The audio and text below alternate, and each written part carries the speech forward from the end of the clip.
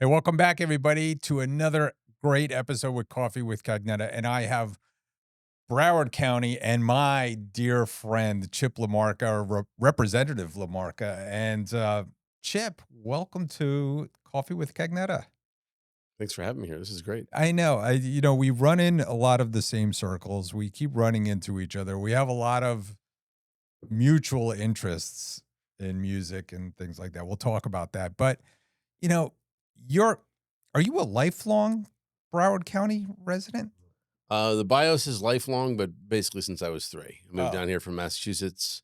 Lost my dad at a very young age. mm, Being Italian, the yeah. heart thing runs in a lot of our families. But lost my dad when I was one, and Wow. my brother and I moved down here with my mom when we were 3 and 5, so a couple years later. But this is South Florida is all I've ever really known. Yeah, Fort sure. Lauderdale, then 30 years, 34 years in Lighthouse Point, and you know So you where'd you go to high school? Northeast High School, right down North. the road. Okay, right down the Yep. road. So you went to high school down the road, and then you went to Boston? Went to Boston University my first year, got accepted to the engineering program in the Dr. Arthur Metcalf College of Engineering, and Nice.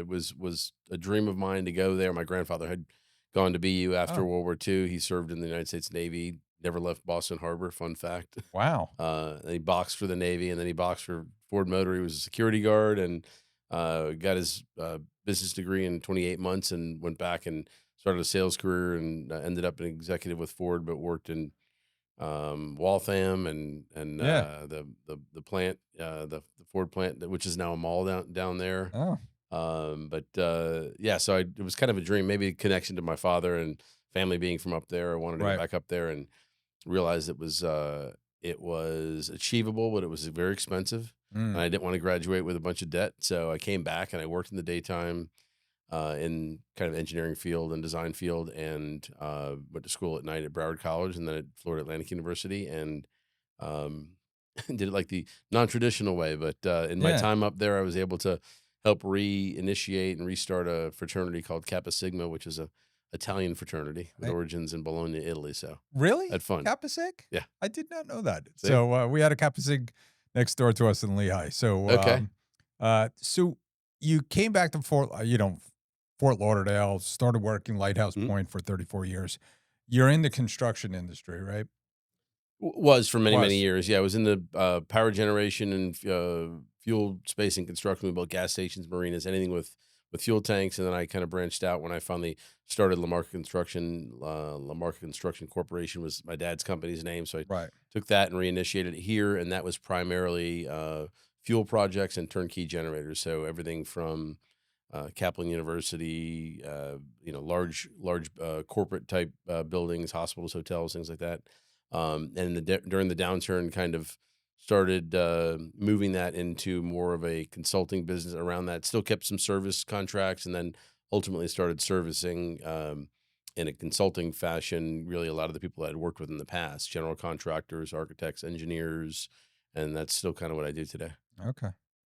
But you do a lot more than that. So 20 years ago, Right. you decide to run for office.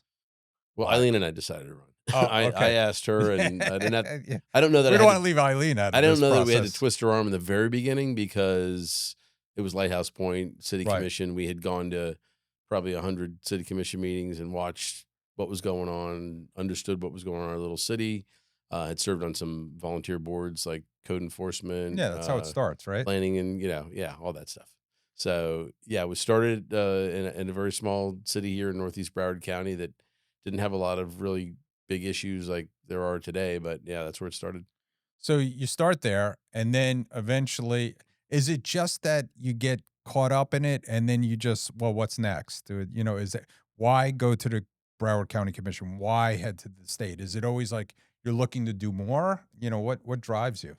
Well, I mean, back to that first question about like education and past, and my dream was to be an automotive designer. And I remember Okay. sending a book report when I was in the might have been eighth grade or maybe in high school, because my grandfather was an executive at Ford Motor, and Yeah, yeah. sent it to him, and he sent it to Lee Iacocca, and Lee Iacocca graded it for me. Wow. So that's what I wanted to do, and get to the mid '80s, and coming out of high school, and the automotive industry is not good in the Yeah. United States. The products were not great. designs were probably even worse. And You would kind did of better than the K car, perhaps. exactly K car and things like that, and the Fairmont. Right. Let's not leave that out for Ford. But the desire for political uh, public office or political science was not there. Obviously, I Right. didn't study political science. I studied engineering, then ultimately business information systems at FAU. So for me, it was just getting involved, and we all get involved different ways. I mean, Yeah. you cook spaghetti for hundreds of thousands of Right. people over the course of the time you've done it. Your closest friends to help a great nonprofit, and we all kind of do it in our different ways, whether it's fundraising or volunteering or building houses with Habitat. And so we kind of found a passion, and all right, let's go work intricately with the future of our little city here.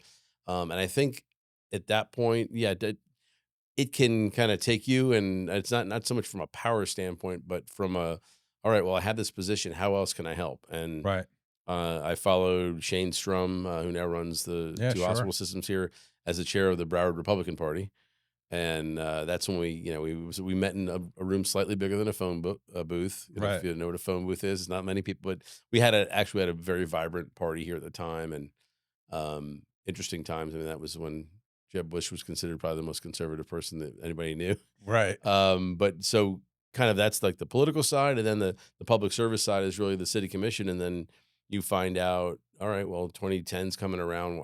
I'm driving up and down Federal Highway like you are, and seeing businesses with plywood on the windows Right. closed, and people going out of business that have been in business for many years, not necessarily due to their own uh, bad business skills or that type of thing, but the economy, collapsed around him. And I said, well, let's figure out a way to be more productive. And Lighthouse Point was a great place to start, but it wasn't, it wasn't, there was not a lot of diversity in businesses and areas and things like that. So I took a shot at the county commission, and it was very unlikely that we'd win because we had about 20% of the, 1/5 of the money as our opponent, who happened to be the mayor of Broward County at the time. And Yeah. Sure. so we worked real hard for 5 months, announced actually on May 20th, 2010, which was my 15th wedding anniversary All to the right. day.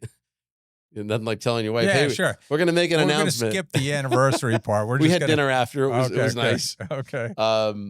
What Eileen didn't know is that she was going to be giving a speech, and we waited until that day to tell her. Wow. She did a great job, and we fought in some issues that were important to everybody, and um, we were able to win and start getting involved really at a bigger level. I mean, Broward Yeah. County's Sure. 2 million people. Budget at that time was about $3.4 billion. It's Mm, over 8 now. that's But an incredible. airport, a seaport, tourism industry, all of those things, and start working on some things that would be productive for everybody. Yeah. So you skipped being mayor, which I didn't skip it; they skipped it. I was being nice. That's all right. The The- the and just to kind of take the symbolism, the elephant never forgets. yeah, of The course. animal, the elephant, Right, not right, right. political, but you just So never forget. you decide, okay, well, maybe I can't get more done here. I'm going to go up. I'm going to go to Tallahassee. It was interesting. I remember sitting on the county commission, and our good friend Marty Chiara, who doesn't matter what side of the aisle you're on, you're a friend of Marty's because he's Right. just a good He's a guy. good guy. And he's got a piece of paper and he's jotting things down. Just slides it over to me. So it wasn't anything political or Right, sunshine right. violating. He just put the annual pay for a county commissioner times 4 minus the annual pay for a state representative times 4. He goes, that's what you're going to miss out on. Why are you leaving?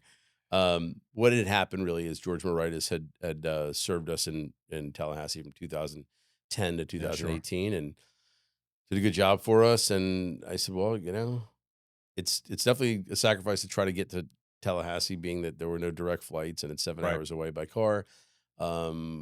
But I think to be able to bring, for me at the time, it was leave those last 4 years at the county commission and go there. Why, a lot of people say, what's the why? Did you want to go there and pass a particular bill? For me, it was beach renourishment and coastal management, because that's what Right. we had done here. And I didn't go up there to get into culture wars or, Right. No, I know. disagreements between this side or that side, or, within the family and those things. But to me, it was to get some real good policy done.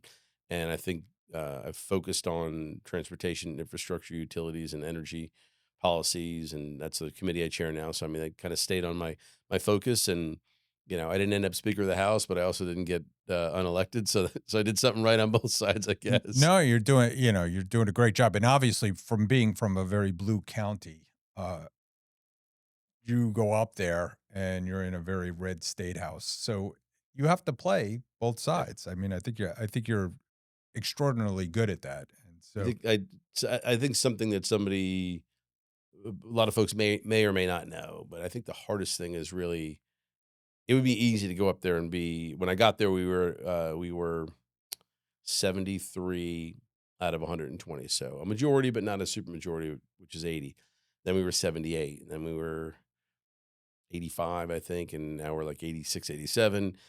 And the easiest thing to do would be just go with the flow. You're in the majority, right. stick with, vote party line and things like that. But you think about who's back at home and you think about Yeah. the issues that are important. And like the arts is one of those key issues for me. You did a great job with that. We Thank you. can say, all right, fine. The governor doesn't, and here's a misconception. I think the governor is very environmentally supportive on issues in the environment, and he's also very supportive of many things in the arts.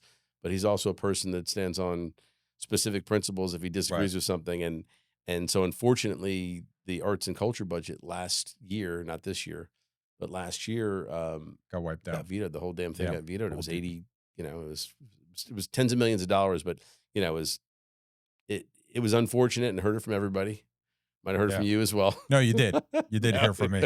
But so went back up and said, well, let's come up with a formula where these projects are evaluated as they should be on their own merit and the grant applications they do, and we're able to fully fund what was up there this year, and I hope to continue to do that better, as years come. Because I mean, there's a lot of as a musician Yeah. yourself. You don't want to take someone's dream away if they're in a small organization, and maybe some state funding is part of what they do, and Yeah.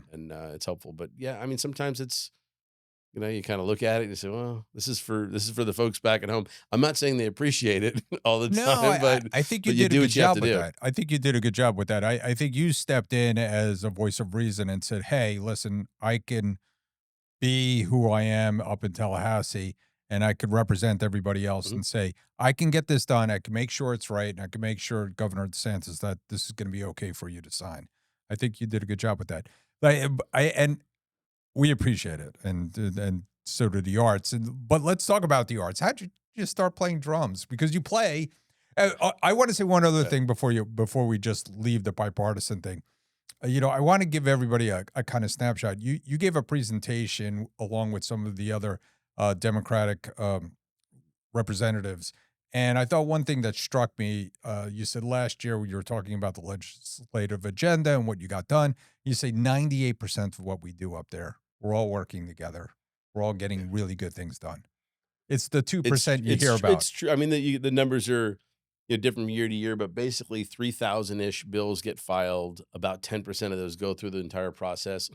Of those 300 that go through the process in the House and the Senate, they bounce back and forth. And what's interesting is 92%, I think, are unanimous, like all votes. Right, The 90, the high 90s, it's bipartisan. So right, you'll lose a couple on either side. It might be right, might be a could be a Hillary Casella issue, and she right. disagrees with her party. Or I might with my party. But at the end of the day, there's literally a handful of bills that become the lightning rods for the Right. newspapers to write about and the op-eds to be written and opinions to be shared. But to be fair, I mean, those are a lot of times those few bills are pretty controversial. So, Yeah, no, I know. but to your point, a lot of what we do. I mean, I work with Senator Pizzo, work with Senator Osgood on a lot of projects to bring money home for Senator Osgood, and I work on a lot of stuff in her district. Right, It's important to me because, well, there's not a habitat project, for example, specifically in my geographic district. It's right next door, and a lot of the folks that have that opportunity to have home ownership, it changes their lives. I mean, they teach in our schools, they work at our airport or Seaport or other economic engines that fuel our economy. So we work together on things like that, and sometimes if something is necessary and I don't think I can get over the line with someone from my delegation here, I'll go find a senator from Clearwater or something and try to get it done. But I mean, the goal there is really working together and trying to get some things done. Yeah. So, but you have, I mean, I know it's a long way to get up there, and they've had flights. They don't have flights. They have We had flights. JetBlue for what, 7 months. Yeah. It was And great. It was almost like having a private plane. You yeah. went to TSA pre-check. You could valet it at FLL, Right. go to pre-check, and get on your plane. You're almost in the air in like 30 minutes, and Right. you land and you get your rental car up there, and that was the best setup. Right. Sometimes it was silver, a little Right. less. They're gone too. And unfortunately, now you have to either go to Miami to fly direct or go to Atlanta on Delta or Charlotte on American Airlines to get there. It takes you hours. I mean, the time you get it done thinking about getting to the airport, getting ready, changing planes, you know, Well, just file the bill to move it from Tallahassee to Orlando, and everybody will be happy. take the Brightline. Yeah, they won't have any problem with their numbers for sure. so, but let's talk about some of the other things you do up there, and we'll talk about the arts. I mean, how'd you start playing drums? I mean, I know you're a So musician. that goes back to my dad as well. My Eh, brother and I both played the drums because my dad did. Some of the first records I was able to start listening to were old big band, Glenn Miller and Benny Goodman, stuff like that. But really, my dad's stuff was like Gene Krupa and Buddy Rich Nice. and their bands and Count Basie and some other stuff. And so initially, he was Alex Van Halen and I was the other brother, but not nearly as good. And we both played in some different little rock bands in high school. You and I shared Yeah. a guitar teacher. I don't have him anymore because I can't play Yes. the guitar anymore. Excuse me, but the drums was interesting because we both played, and he was kind of like the better drummer. And freshman year, he was a junior at Northeast, and we both made the snare drum, the drum line and the percussion section and the snare drum line. And so it was fun to do that for a couple years with him. And then my last 2 years, and when I finished high school, it was interesting. I was considering a career in the arts or a career in engineering, which is much or something in Right. that space, which is much more left versus right brain Right. decision. But so one of the things one of the institutions that I was applying to was Berkeley Yeah. Conservatory Sure. of Of Music course. in Boston. And my mind was, do I want to be a symphonic percussionist? Being in a rock band is probably different, but Right. that was an option.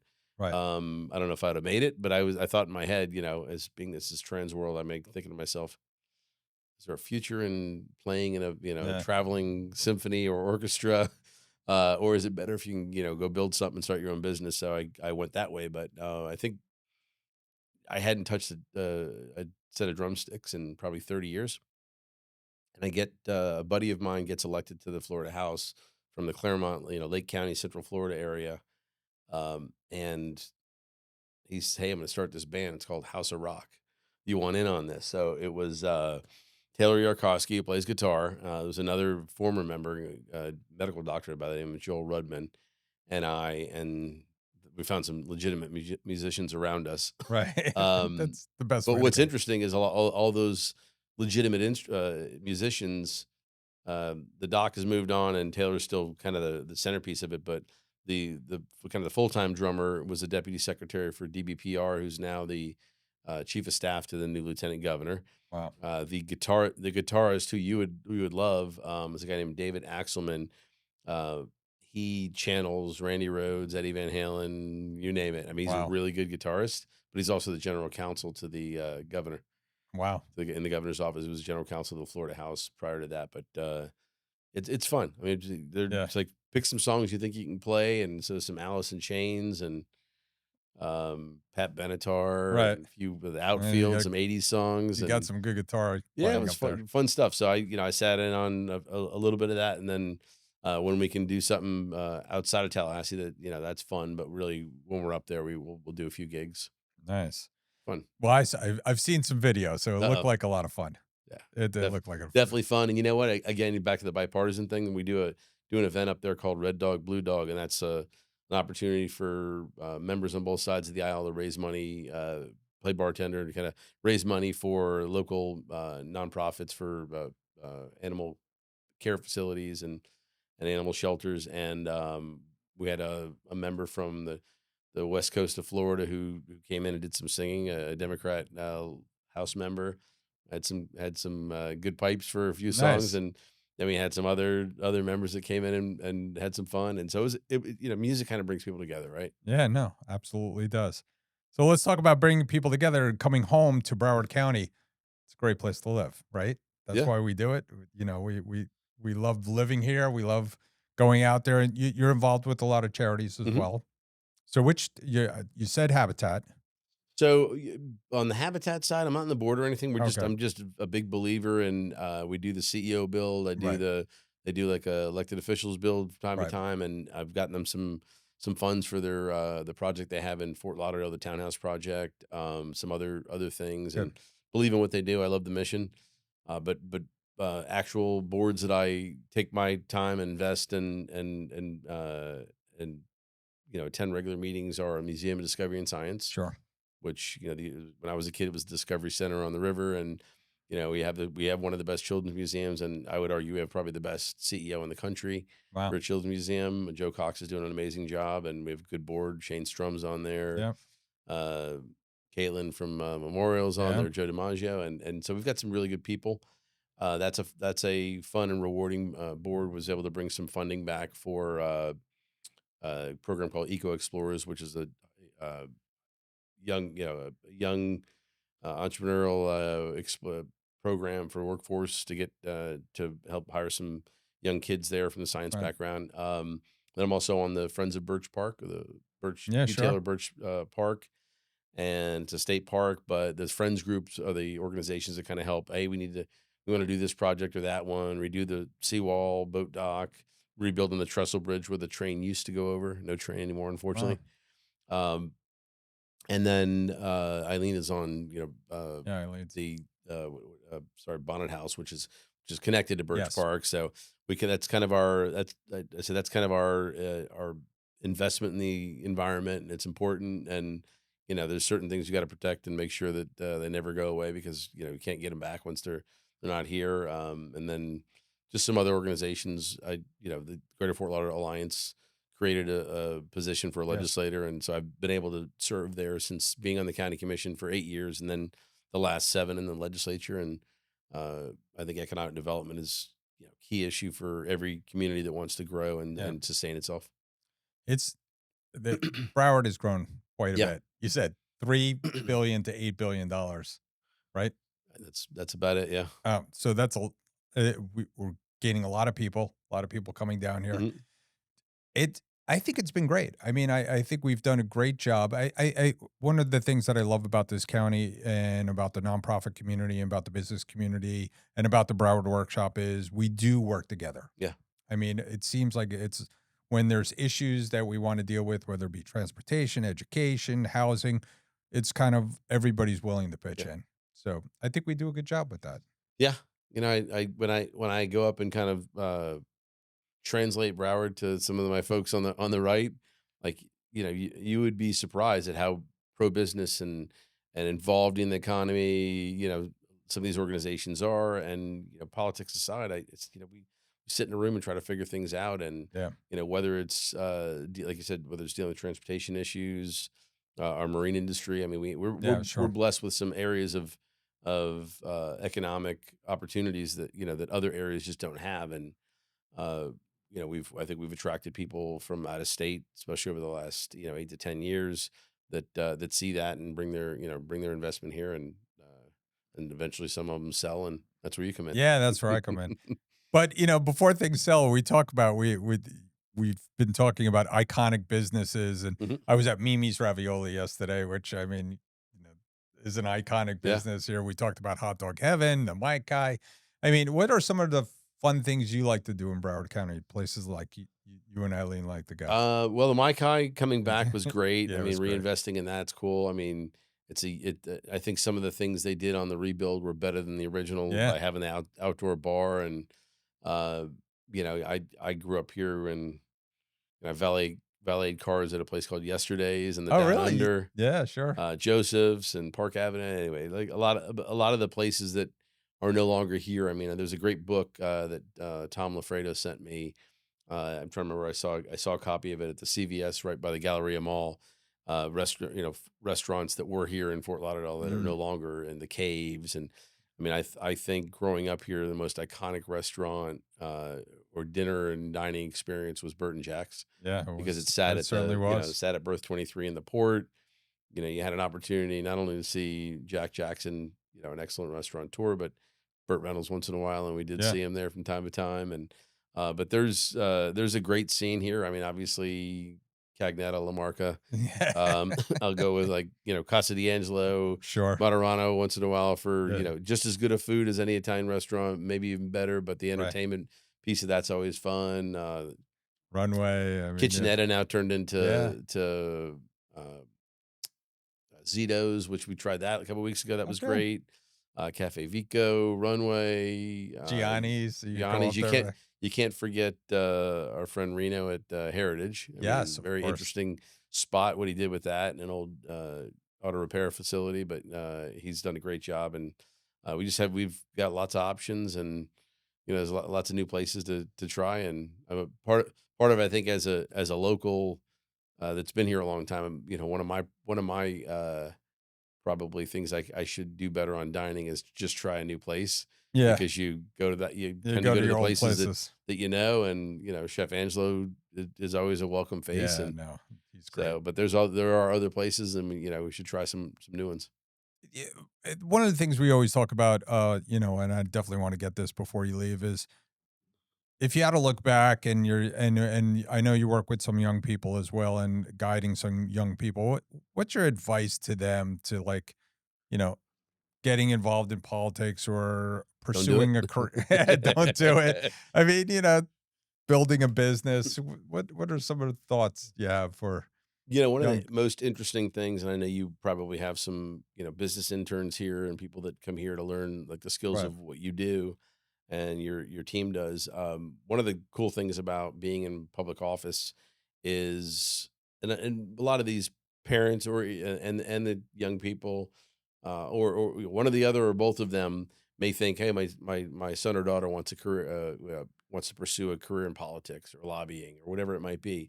But more often than not, I mean, it's the person that volunteered, for example, on a campaign. I've got a young guy who I asked him to do a little bit of door knocking, and won't mention his name, but his father's my cardiologist, and his mom's a dear friend in business, and neither of that was the case really before this kid volunteered for me. He's now working as an employee, a paid employee for Senator Rick Scott up in D.C. While he gets ready to take the bar. Just a really bright young guy. And for me, why did I go put myself out there and make recommendations and make phone calls for this kid? It wasn't because I knew him. It wasn't because of a lot of his politics. I mean, I think we're relatively aligned, but it was because of his work ethic.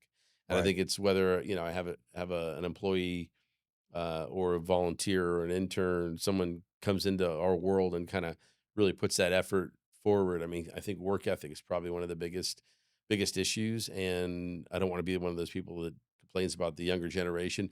But sometimes you see a lot of kids might want to be inside more, Yeah. not go out and interact with people, the people skills and social skills and relationships, that type of thing. But when you have the opportunity to have someone to mentor and kind of learn what they're doing. I mean, I have a young lady that is in my office, paid employee, and one of the two people that work for me in the legislative office. She was a volunteer campaign worker for a commissioner in Fort Lauderdale who were not on the same side of the aisle together, and she's not a R or a D, she's an independent, and she does an amazing job. But it was her again, it was her personality, her work ethic. So I think characteristics don't always have to. People always think in politics you hire somebody who thinks like you or Right. acts like you or looks like you or whatever. And I think more often than not, when I left the county commission, the two employees that were working with me every day are still working for Commissioner Lamar Fisher, and neither one of them's a Republican. Right. But I kept them on board and thought they did an amazing job, and they're wonderful people because they worked hard and they served a constituent. So a lot of times it's whether it's a young person or somebody you hire to be in the actual office, it's who they are, right? Right. It's It how do they is. handle themselves when someone calls and they're in a crisis situation with their life. Yeah. Oh well, I think you stole one of my employees. Anyway, no, no, I think she left to work for you. So Kate. So, but yeah, she was great. I And tried to she's- hire Kate 3 times. Yeah, and she's had a career in politics. Yeah. Not, I don't think with you, with other Yeah, folks. she's with the American Flood Coalition now. Yeah, Doing nice. environmental policy on water. Yeah, Yep. great. So it's great to watch young people Yeah. start in, these jobs and then grow up and give them opportunities. So speaking of opportunities, we'll kind of wind up with this. What's next for Chip? I mean, So the beauty of term limits is it gives you an opportunity to see when there's an if there was no term limits, there some people there may never be an end, right? right. I'm happy that there's some definition on the time in Tallahassee in the House, and I'm coming into my last year. There's certainly some options I didn't think I had a year or 2 years ago, and we'll kind of see how that plays out, whether it's at the state level or locally here in a few years. So Yeah, I've heard some whispers out there that you're gonna maybe run for mayor of something, but you're not. well, it's funny when confirming. somebody said are you gonna go to the county commission, because I think that's like the move from Well, when you were someone- there. Why and would I said you go I've already back? been there. I'm not going back there. Right. And I'm not running for mayor of Lighthouse Point. So Okay. but there might be something in local government. I still I spent those, this is going on my Yeah. 8th year, those 7 years so far in Tallahassee without turning into one of those people that wants to change local government from there. I think there's a value in being the closest to residents, and I think you have to have good leaders who understand the value of local government, but also the fact that our businesses, like the folks you represent, need to have a voice. I mean, I think the chambers and the alliances and the economic development function of local government is really important, and I think we've got to use them as partners, and because they're gonna want to have good policy, but at the same time want to use them as partners so that we can get some good things done. We do need good people in politics. I mean, if we shout out to the young people, we need Yeah. good people to run Yeah. for office, and we need to support good people like Chip. And I really appreciate everything you do for our community. I appreciate being your friend. I appreciate you coming on today. This is great. Yeah, It's no. my, it's a privilege that I didn't think I was going to have, and and the only way to do it, this from all the things you do, the only way to be able to do something like this is to have a very supportive, energetic spouse that, Yeah. I would argue would if we were on a ballot, she'd get more votes than I would, no doubt. And She might. a lot of folks asked if she was going to run to replace me in my seat, and she said absolutely not. And but there's no doubt that if she wanted to, she could do whatever she wants. Yeah, I think my wife could run for office more than I could. Maybe she'd get more elected. But yes, Eileen is amazing. She does so much in the community as well. So she As does Allison. Yes, and as does Allison, and we're both very blessed to have amazing partners in our lives like Allison and Eileen. Team. Yes, it is. So thank you, my friend. I really appreciate you coming in today. It's been fun. Thank you. All right, that's another great episode with Coffee with Cagnetta. Thank you so much, Chip. Representative Chip LaMarca, for coming in today.